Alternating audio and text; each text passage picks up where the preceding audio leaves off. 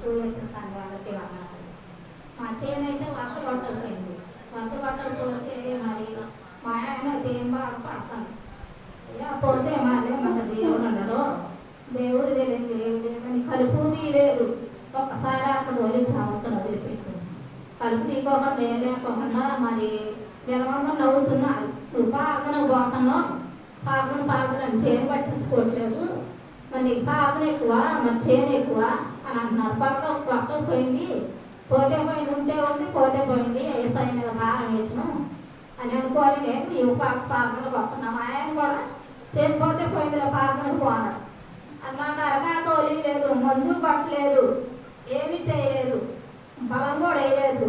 దేవుడు చెప్పాను 3 గంటల కాసింది ఇప్పటికి ఉండవలేదు. దేవుడు మాకు సహాయం చేసిండు. ఆ పక్కన కూడా జనం తగిలితే వడ్డెక్కి ఇచ్చిన సాక్ష్యం దేవుడు.